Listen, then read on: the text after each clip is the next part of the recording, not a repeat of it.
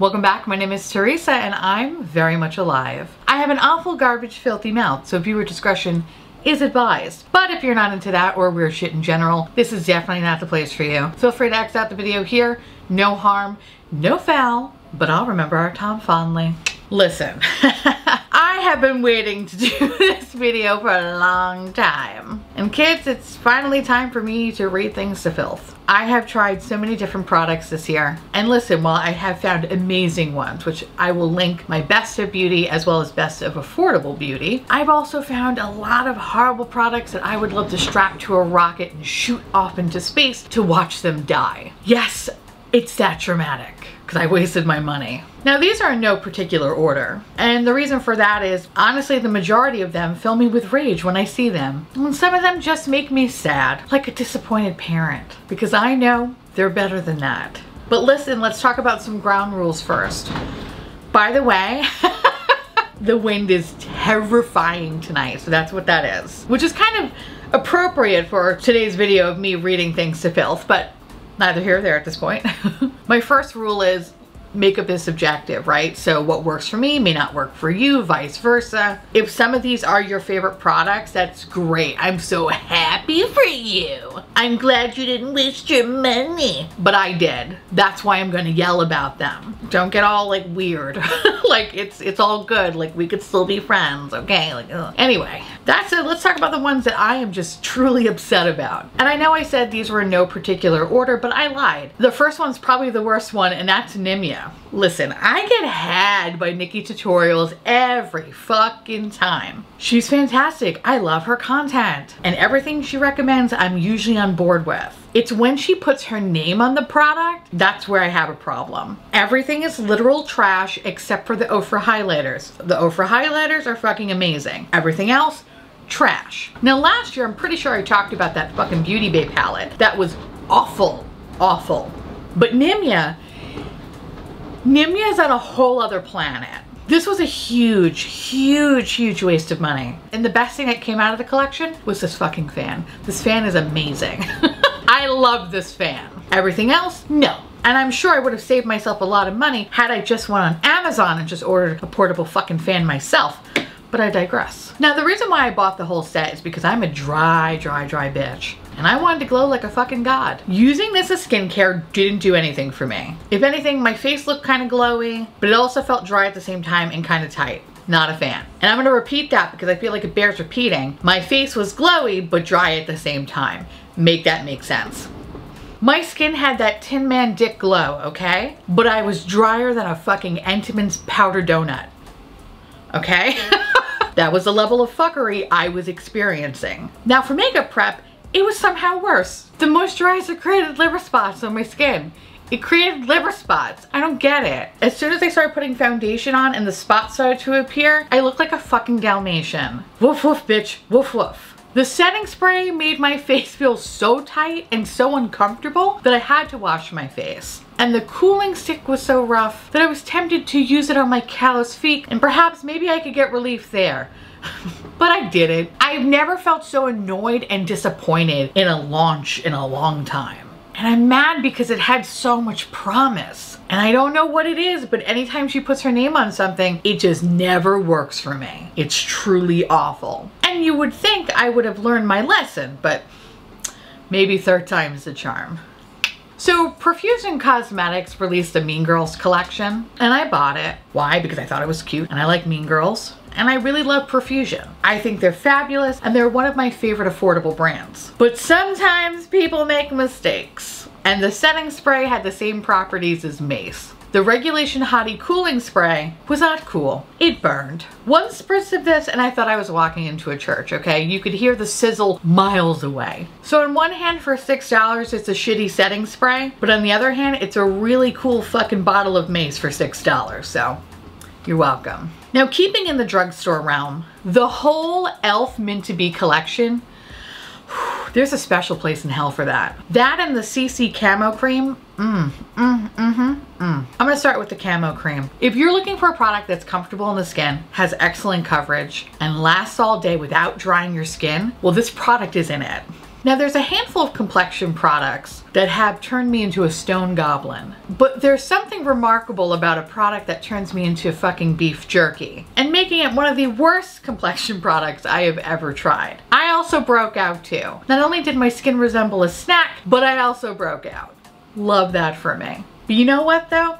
I can look past that. I can look past my skin looking like a dry aged meat, because the Mint to Be collection was somehow worse. Now the collection was made up of quite a few products. The two that I want to note is first the primer, which reminds me of that scene in Creepshow 2. You know, the one with the raft and the garbage bag, and like if the garbage bag touches you, like your skin starts to melt and you're like, ah, like you start screaming. And if you don't know what that reference is, just imagine, I don't know, the floor of a glory hole. Same thing. Ah, I'm melting.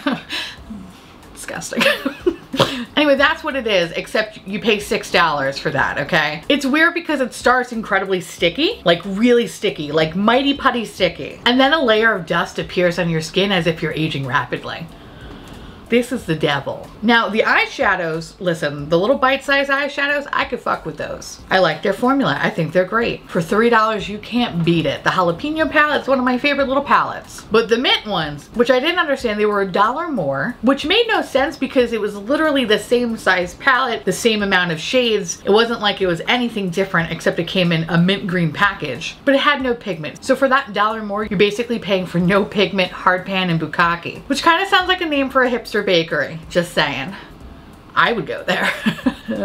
Where wouldn't I go? Shit. All right, anyway. I want to keep talking about complexion products because there were a lot of really shitty ones this year. And the next one is from Marc Jacobs. Remember that brand? I know. I think any product that is a 2-in-1 for the most part is bullshit. So Marc Jacobs came out with like this extra shot concealer and foundation 2-in-1, whatever the fuck this is. And what's funny about it is that it released and then a few weeks later, it was on sale. That's never a good sign. As a foundation, it was okay until you wanted coverage. And then the more you put on, it dried down like cement and created this really beautiful layer of asbestos on your face. As a concealer, I thought the drying down to dust was bad. This was on a whole other level. As it dried down, it settled so far into my fine lines that it resembled a wallet. Like I could actually put money in my face, okay? Like that's how big the chasm was. And if I kept using it, I'm pretty sure my whole under eye area could have been a fucking bookshelf. I don't understand why or how it moved my face the way that it did. It had magical properties. It just wasn't good. So yeah, it was weird because it kind of lifted and separated, but actually really didn't lift. It more like separated and dragged my face down as if I was looking into the future. And I don't like what I see. So yeah, I'm not ready for that. So yeah, 2-in-1s, unless it's Head and Shoulders, can go fuck itself. Another foundation that left me wondering if it was going to come back with those packs of cigarettes was the Ilias Super Serum Skin Tint. And much like my dad, I'm still waiting for it to show up. I have never used so much product in my life. I swear I thought I used half the fucking bottle. There is no coverage. I can't even build it up to light coverage. It's like my skin Pac-Man this shit. I don't know what happened. But it's funny because once you do build it up, it gets really oily. And then it dries down as if you left fried chicken out. You know what I mean? You know, like that weird fucking texture? That's what my skin was doing. I look like old KFC, okay? It's not cute. I don't know why serum foundations are the worst, but they are. And you would think I've learned my lesson because countless serums have fucked my face up, but I'm like, nope, this is gonna be it. This is gonna be the winner, and it never is. The Flower Beauty one's terrible too, but this one takes the cake. Now after you battle with your foundation, you need a good powder. And let me tell you about one that's tragic. The Tatcha Silk Canvas Powder. I have never been so disappointed in a product in my life. Actually, that's a lie. Nimiya takes the cake. And obviously is the clear winner of today's video. But this one makes me so sad. This is like if I caught my teen son putting his dick in the vacuum. You know what I mean? I'm sad. I have questions, but I'm sad. I'm gonna need a new vacuum cleaner. Anyway. Oh, God. For $50, this thing comes in a fucking piece of Tupperware. And it's basically a choose your own adventure powder. One day you look like you fucked a disco ball. The next day it clumps together and it fucks up your foundation. So you now have all these holes where your foundation should be. And on Wednesday it mattifies your skin so much so you feel like you're dying. Not just on the inside anymore, on the outside too. And you know what's funny is that I didn't even have this product in my possession long enough, but the writing on the top of it all scraped off. It was like the cheapest piece of fucking plastic. It was almost as if this was a living organism. Kind of like the Melt Cosmetics Smoke Session palette without the murderous rage of killing drifters. You know what I mean? I don't know, but Tatcha, stick to skincare, babe. Stick to skincare. The next product I want to talk about is from Kylie Cosmetics. Let's talk about the Kylie cheek stain. So listen, I'm a clown, y'all know that. I just love buying things for science, and obviously this collection spoke to me because one, I love horror, I love Nightmare on Elm Street, and I love being disappointed. So I bought the collection, and it was okay. It wasn't like super shit your pants amazing. It had its moments. The eyeshadow palette was so challenging to use, yet I really loved the looks I created. Make that make sense. But the horrifying thing out of this whole collection was the cheek stain. Packaging, 10 out of 10, fucking amazing. And this is the only reason why I'm keeping this, because the packaging is awesome. Now, listen, I know a lip and cheek stain usually has some staining. I get it. What's not cool is having a product last on your skin for days, bitch. For days. It was almost 4, maybe 5 days before my skin looked normal. And I only put it on the back of my fucking hand for literally 3 seconds. Do you imagine if I put this shit on my face? People would have thought I had a fucking chemical peel. God forbid I put it on a sponge and bounce it off my cheek. I would look like I belonged to the fucking Lollipop Guild. No, no, no. But packaging, A+. Speaking of more disappointing cheek products, this one is a little bit different. Instead of lasting for days, this shit is great at disappearing. The following Houdini cheek product is brought to you by Rare Beauty. Some things have been incredibly lovely from this brand, but these adorable Polly Pocket type blushes aren't one of them. As soon as you apply it to the face, it disappears. Or they turn into a grimy bitch and take up the foundation underneath. Also, for a fraction of the price, you could just buy an e.l.f. blush and have all your dreams come true. So I'd rather have that instead of having a giant hole in my fucking face. So yeah, not good. You know what's so funny? The next product I actually technically have, and I was going to declutter it, and I will in my January decluttering series because I'm moving and I need to get rid of shit. The Milk Makeup Hydro Grip Primer. Ugh, I hate this. It's not good. Like, I was trying to really like, oh, it's not bad, it's not bad, but the more I use it, the more I was like, this is not it, fam. If I use this as like a concealer, because that's the interesting thing about this product is that it can also be used as like a concealer primer. So if I just use it as a concealer primer, you might as well call me fucking Truck Stop Tanya. Like I said in my review of this product, it ages me like no other, and it dries down my concealer to be like a really weird cakey mess. It like coagulates. Almost as if my blood is made up of Marlboro Reds and Keystone Lights. And I haven't had a sip of water since 1983. And I talk like this. Seriously, I hate it. But as an eyeshadow primer, it wasn't bad. Some days it looked fine. But the more I started wearing it, the more I noticed that those days were few and far between. Because this is kind of a finicky product. Sometimes when you put it down and you put eyeshadow over it, it starts to get really patchy. And it'd be very difficult to blend. So yeah, this product is awful. Bye.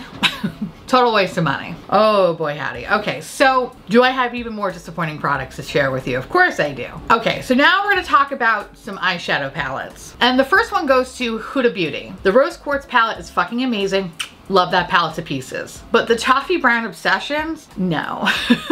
The palette hit hard pan in less than a day. And I'm talking about all the shades. No matter how many times I went into the pan, there was no pigment. I started to question if it was a fucking mirage. How can something look so pigmented and then produce nothing? It's a mindfuck to say the least. Now, the Mary Jane palette from Melt Cosmetics, honestly, I don't even know why I still have it. I technically do have it, and I'm probably gonna declutter it because, yeah, no.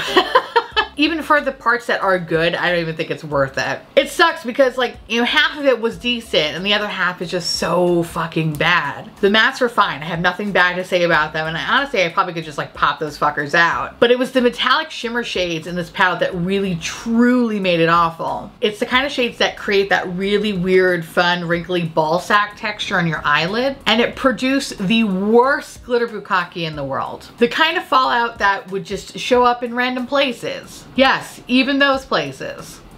I don't even understand how. You would think I was wiping my ass with this fucking palette, okay? Like, that's how extreme it was. Anyway, it was a moment. It was terrible. I hate it. It needs to leave my collection. Now, this palette, it pains me.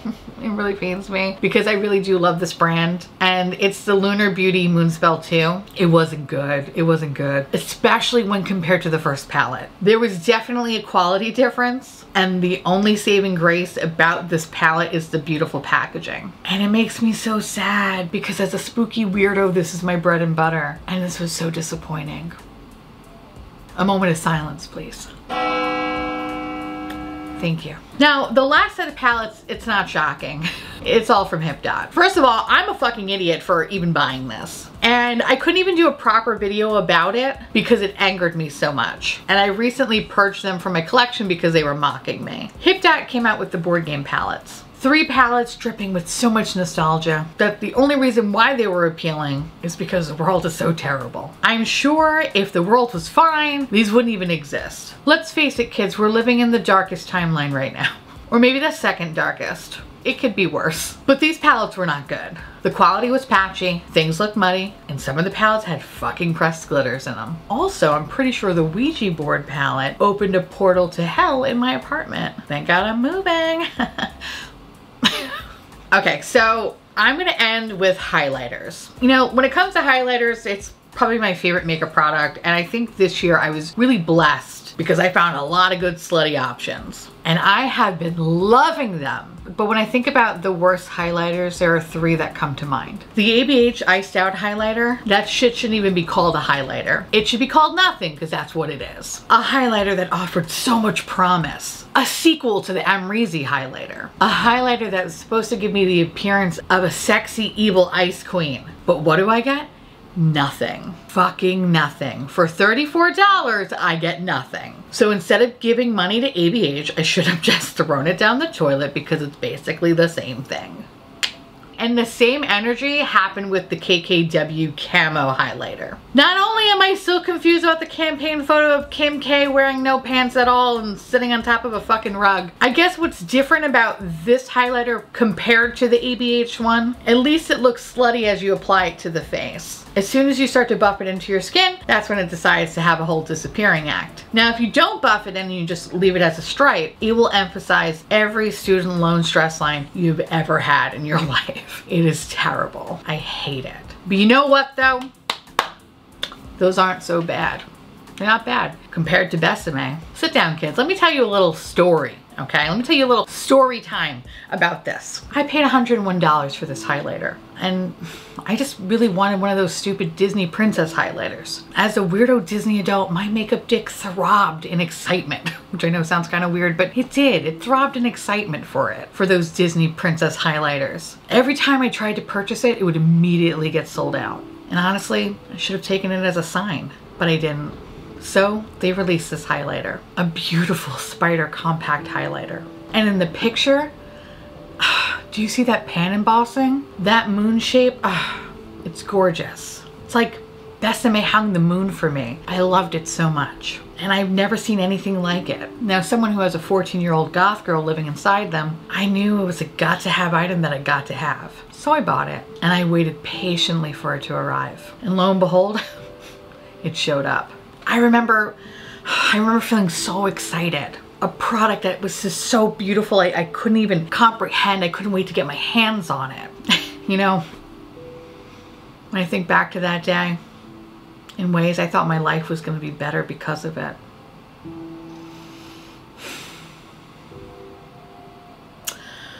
Yeah.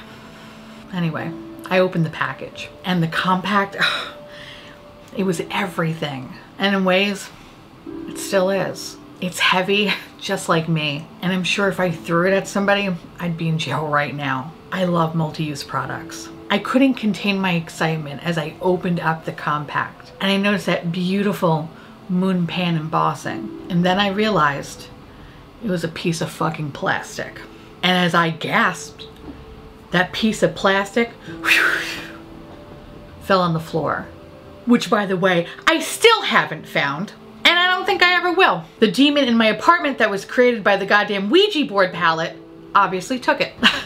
I was deflated. I was embarrassed. How can this be? But you know what? Maybe it wasn't so bad. So I swatched the highlighter. And I immediately got hard pan. So fuck this highlighter. Fuck it in its fucking face. Anyway, those are my most disappointing products of 2021. I hated every single one of them. Let me know down below what have been your awful products of this year. I would love to see if we have the same ones or if you have different ones.